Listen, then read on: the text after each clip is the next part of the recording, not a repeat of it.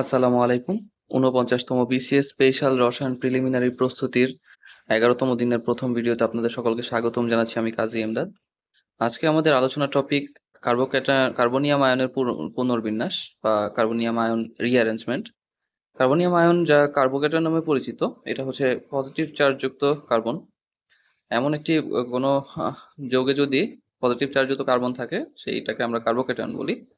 আর কার্বোকেটানের পুনর্বিন্যাস হচ্ছে যখন আশেপাশের অন্য কোনো কার্বন থেকে একটি H- অর্থাৎ হাইড্রাইড আয়ন অথবা একটি CH3- অর্থাৎ মিথাইল আয়ন যদি এসে কার্বনিয়াম আয়নের সাথে যুক্ত হয়, সেটাকে আমরা বলি কার্বনিয়াম আয়ন পুনর্বিন্যাস।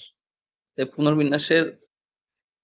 পুনর্বিন্যাসটা কেন ঘটে সেটা যদি আমরা জানতে চাই, যে আমরা জানি যে কার্বোকেটানের স্থায়িত্বের ক্রম হচ্ছে সবচেয়ে বেশি 3 ডিগ্রি, তারপরে 2 ডিগ্রি, তারপরে 1 ডিগ্রি, তারপরে মিথাইল কার্বোকেটান। তো 3 ডিগ্রি মানে হচ্ছে যে এই কার্বনের সাথে তিনটি মিথাইল গ্রুপ যুক্ত আছে, সেটাকে আমরা 3 ডিগ্রি বলি। এখন আমরা সবসময় তারা কি করতে চায়, 3 ডিগ্রি বা 2 ডিগ্রি থেকে 3 ডিগ্রি হতে চায়, বা 1 ডিগ্রি থেকে 2 ডিগ্রি হতে চায়, মানে আরো বেশি স্থায়ী একটা স্ট্রাকচার গঠন করার জন্য কার্বনিয়াম আয়ন রিঅ্যারেঞ্জমেন্ট ঘটে। পুনর্বিন্যাসের প্রকারভেদ কিরকম? 2 রকমের প্রকারভেদ হয়, একটা হচ্ছে হাইড্রাইড আয়নের শিফট, আর একটা হচ্ছে অ্যালকাইল আয়নের শিফট। অর্থাৎ হাইড্রোজেনের আশেপাশে আশেপাশে কোনো হাইড্রোজেন আয়ন থেকে শিফট হইতে পারে, অথবা অ্যালকাইল আয়নের শিফট হইতে পারে, CH3। বিক্রিয়ার কৌশল এবং প্রাসঙ্গিকতা নিয়ে যদি কথা বলি, তাহলে SN1 এবং E1 এই দুই ধরনের বিক্রিয়ার মধ্যে আমরা কার্বোকেটানের পুনর্বিন্যাস দেখতে পাই। আর বিক্রিয়াশীলতার পরিবর্তনের জন্য একটি কি হয়, পুনর্বিন্যাসের ফলে মূল উৎপাদের পাশাপাশি একটি পুনর্বিন্যস্ত উৎপাদ পাওয়া যায়। এই জন্য এই ফলাফলে একাধিক উৎপাদ পাওয়া যায়। এখানে একটা মেজর থাকে, একটা মাইনর থাকে। আহ কঠিন এমসিকিউর জন্য যে বিষয়গুলো আমাদের মাথায় রাখতে হবে: স্থিতিশীলতার ক্রমটা মাথায় রাখতে হবে, 3 ডিগ্রি, তারপর 2 ডিগ্রি, তারপর 1 ডিগ্রি, তারপর মিথাইল কার্বোকেটান। কেন পুনর্বিন্যাস ঘটে? স্থিতিশীলতা অর্জনের জন্য। কি স্থানান্তরিত হয়? হাইড্রোজেন আয়ন অথবা অ্যালকাইল গ্রুপ। বিক্রিয়ার কৌশলটা কি? এটা হচ্ছে S11 এবং E1 বিক্রিয়াতে এই ধরনের ঘটনা ঘটে। উৎপাদের প্রকৃতি কি হয়? স্থিতিশীল হয়, অধিক স্থিতিশীল উৎপাদ হয়। এমসিকিউ প্র্যাকটিসে আমরা চলে যাচ্ছি। প্রথম এমসিকিউতে বলা হচ্ছে কার্বনিয়াম আয়ন পুনর্বিন্যাস বিক্রিয়ার মূল চালিকা শক্তি কি? এটা হচ্ছে স্থায়িত্ব বৃদ্ধি করা। মূল চালিকা শক্তি স্থায়িত্ব বৃদ্ধি করা। 2 নম্বর প্রশ্ন: নিচের কোন কার্বোকেটানটি সবচেয়ে বেশি স্থিতিশীল? টারশিয়ারি মানে 3 ডিগ্রি যেটা, সেটা হচ্ছে সবচেয়ে বেশি স্থিতিশীল। 3 নম্বর এমসিকিউতে আছে কার্বনিয়াম আয়ন পুনর্বিন্যাস বিক্রিয়ায় কোন ধরনের স্থানান্তর ঘটে? হ্যাঁ, এটা উত্তর ক, হাইড্রাইড বা অ্যালকাইল গ্রুপের স্থানান্তর ঘটে।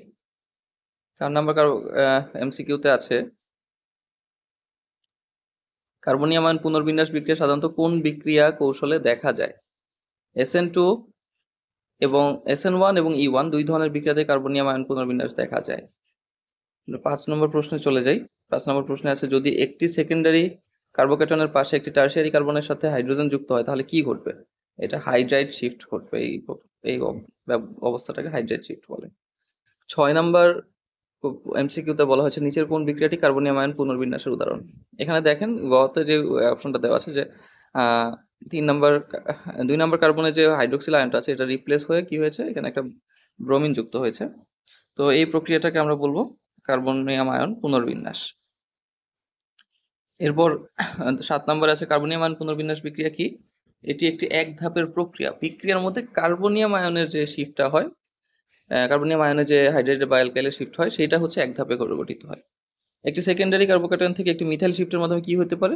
থার্ড বা টারশিয়ারি 3 ডিগ্রি কার্বোকেটান তৈরি হতে পারে। 9 নম্বর কোয়েশ্চেনে আছে নিচের কোন বিক্রিয়া একটি পুনর্বিন্যস্ত উৎপাদ পাওয়া যাবে? 3-মিথাইল-5-পেন্টানল প্লাস H2SO4 এই বিক্রিয়াতে একটি সেকেন্ডারি কার্বোকেটান গঠিত হয়, যা হাইড্রাইড শিফটের মাধ্যমে একটি স্থিতিশীল টারশিয়ারি কার্বোকেটানে পরিণত হয়ে পুনর্বিন্যস্ত উৎপাদ পাওয়া যাবে। 10 নম্বর কোয়েশ্চেন আছে কার্বনিয়াম আয়ন পুনর্বিন্যাস প্রক্রিয়া স্থানান্তরিত গ্রুপটি কি নিয়ে?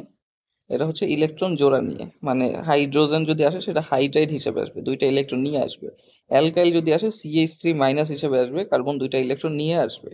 যেহেতু অলরেডি কার্বোকেটানটা নিজে পজিটিভ, এই জন্য যে আসবে সে 2টা ইলেকট্রন জোড়া, একটা ইলেকট্রন জোড়া নিয়ে আসবে।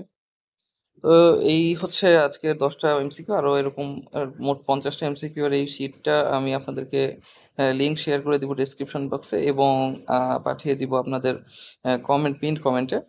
তো আপনারা যেটা করবেন সেটা হচ্ছে যে এই লিংকে ঢুকে অ্যাক্সেস রিকোয়েস্ট পাঠাবেন, এবং অ্যাক্সেস রিকোয়েস্ট পাঠানোর পরে কিন্তু আপনারা একটা কাজ করতে ভুলে যান, সেটা হচ্ছে যে আহ, আপনাদের যে জিমেল অ্যাকাউন্ট আছে, জিমেল অ্যাড্রেসের লিঙ্কটা আপনি এখানে দিয়ে দিতে হবে কমেন্টে।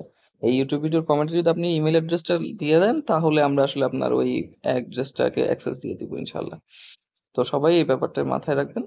আজকের মতো এখানেই শেষ করছি। সবাইকে অসংখ্য ধন্যবাদ। আল্লাহ হাফেজ।